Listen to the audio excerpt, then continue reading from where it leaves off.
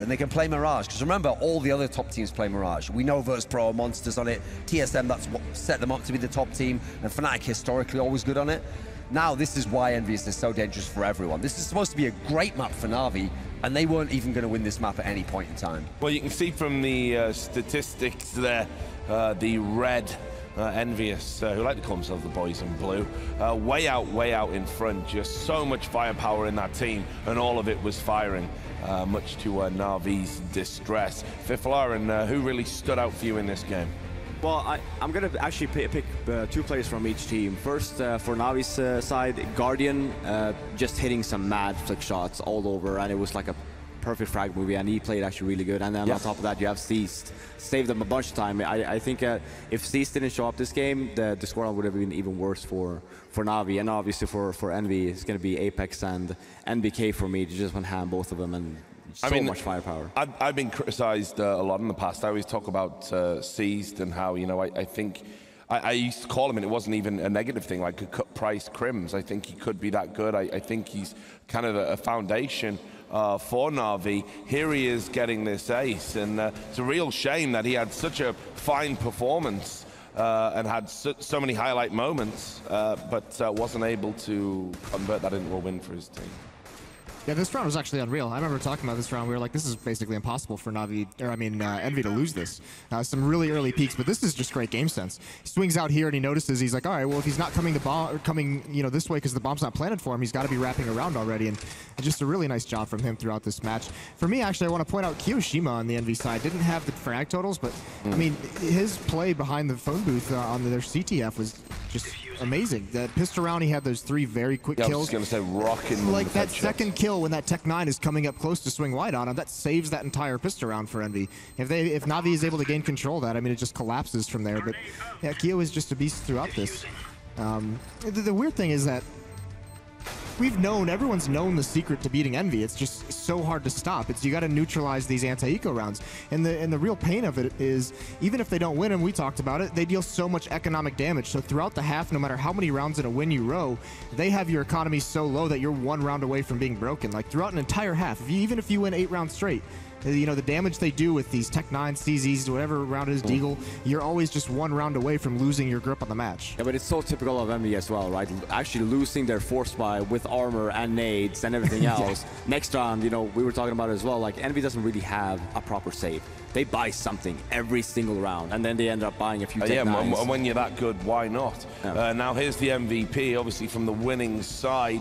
EnVyUs, and the MVP is NBK, kind of Mr. Consistent for EnVyUs. And I think one of the things that I love about NBK and the player that he's evolved and developed into, he's been at various points in his career, you know, he's been the mad fragger, he's been the star player, but now it's like he's just got rid of the ego. He's just divested himself of that, and he's like, look, what do I need to do for my team to be successful? If I need to play more of a support role, fine, I'll do that. I'm happy to be the water carrier in the team this good, and that kind of humility, you don't often see that among top players. And you'll notice it said most deadly with the M4A1.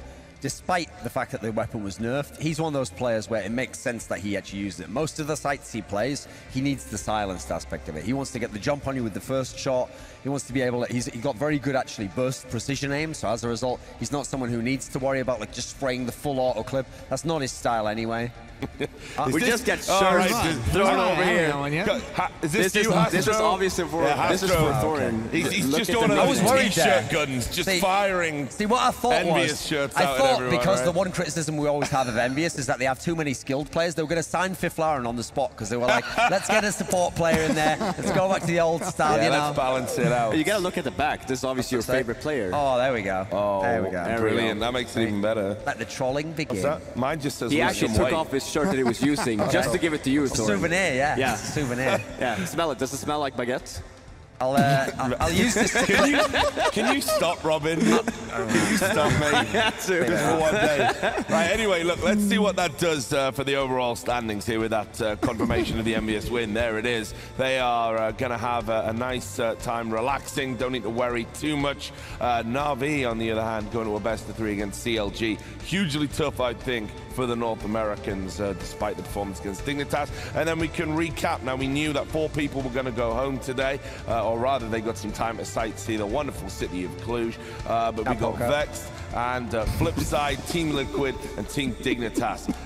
That is, of course, their tournaments coming to an abrupt end. And actually, if we're honest about it, I mean, not really a lot of surprises there in terms of who bowed out early.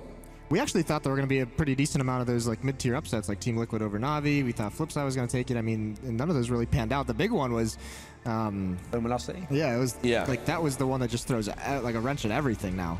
I mean, that's the upset of the day. I mean, again, as I said, I do feel hugely sympathetic for the Team Liquid CS team in the sense that, you know, you end up in that group, and they had games that were there for the taking. I think there was a little bit of a choke going on against NIP. I think they could have took that game by the scruff of the neck, and I think we're talking about one of the greatest upsets of all time in NIP going out the Here's groups. the thing, though. When you talk about the Luminosity upset that Moses referred to here, that means two things that are going to really affect this tournament and the next major. So first one, now one of the top 3 teams is going to play Fnatic in the round of 8.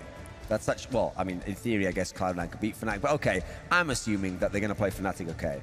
Not only that, but if Fnatic ends up coming through, then regardless, one of the top 4 teams from the last major that got the seeds now will not be getting a top seed at the next one. They cannot be in the top 4, so this has a knock-on effect. This one best-of-1 result will potentially affect the outcome of 2 majors now.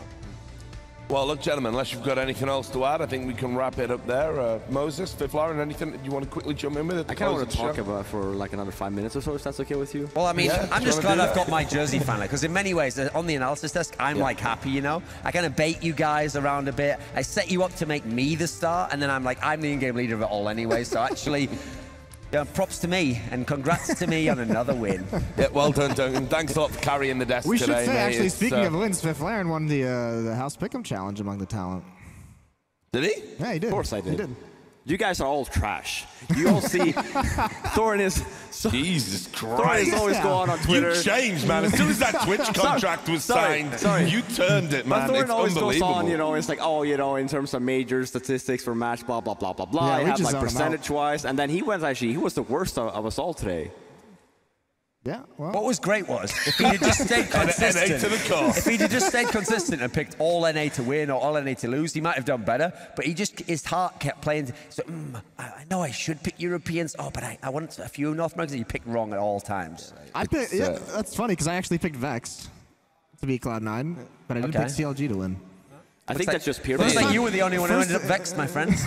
But you know, it's just there we go. Right, look, we'll wrap it up there, and we're gonna get Fifth Lauren a warm glass of milk, calm him down. The guy is out of control. Look, thanks for all your thoughts today, gentlemen. It's been wonderful working with you, and a great day, the second day, of course, at this major. And just to wrap it up before we close out the show, I must remind you, of course, about our well, of course, our coverage partners, the Score Esports. Download their app if you want to keep up to date with the scores and everything tomorrow. Certainly, you can do that at thescoreesports.com. Our first game will start at 11 a.m., but we're going to be back in the studio at 10:20 a.m. So from us on the Intel analyst desk, from all the production team, thanks for watching. Thanks to all the fans who turned up today. Can't wait to see you tomorrow. Take care.